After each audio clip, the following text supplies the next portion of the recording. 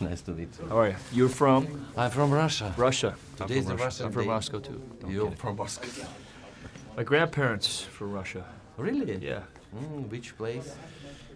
I don't remember right offhand.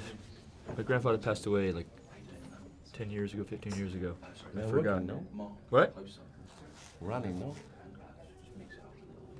For the first time I see the group of fans outside of hotel, really. Yeah. It means that the film, the Transformers themselves are extremely popular here. Yeah. Yeah.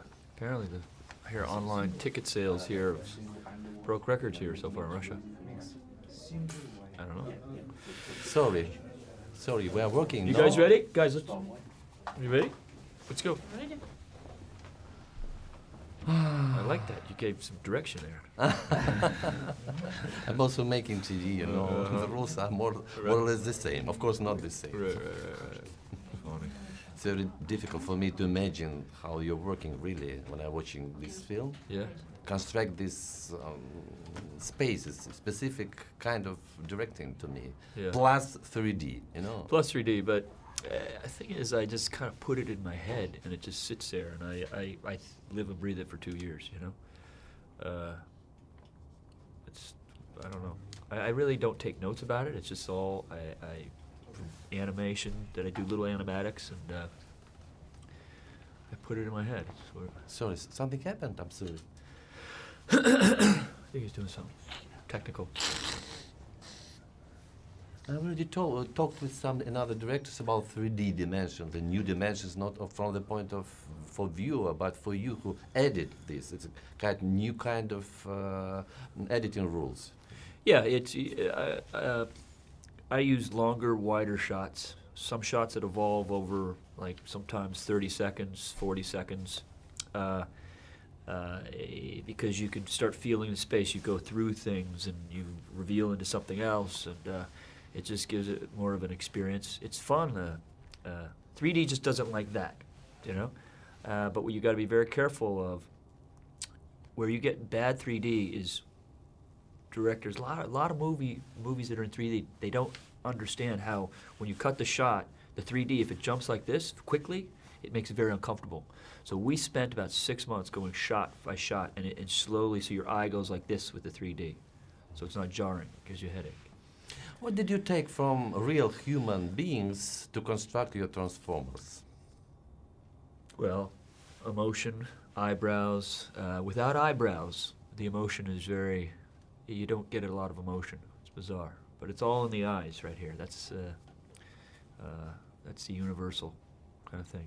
And what their souls? Oh, of course, they're souls, but starts with that, you know. We have a little voice actor inside Optimus Prime. Yeah. And how to think that very sequence, that very sequel is about the same. What do you mean about the same? About the same which you're trying to talk about two previous ones. It's some you're trying to speak about the same subject. Yeah, but I think this story is. I love the mystery to the story. I love how our history, human history, ties to their past. We even put a little Russian history tied to their past. It's just, but I like the slower build in this movie to this epic ending. You are a little bit rewriting history in this film. We are rewriting history, yes. I was making a slight comment about nuclear power being not so good.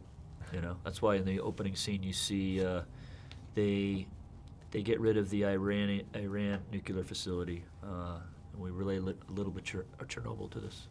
Shia LaBeouf is sort of a child of you, you know. He is growing up with your films. That's right. What do you think about him? How did you find him here now in that very place? He is getting older and... Well, he's like, when he came to me, he was a young, skinny kid. He's a very good actor. He's really matured as an actor. I've given him a few parenting skills along the way, but he's like a little brother to me. So, but it's really nice to see him mature as an actor. What did you ask John Malkovich to play? I asked John, I've loved his movies, and I wanted him to be Shia's boss. Kind of a hard-ass, careless, what he says kind of guy. John was he was fun. He was only worked in the movie a week, but really a fun actor to work with.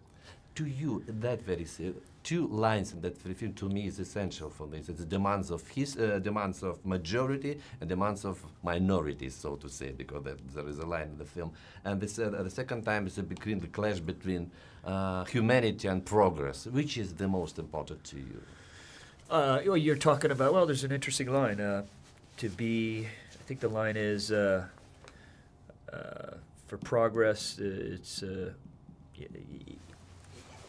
You shouldn't disrupt humanity for progress. I mean, there's a very fine balance, and sometimes people that do that in the names of progress have really hurt humanity. So you've got to do it slowly. Thank you very much. Thank you. Thank you. Thank you.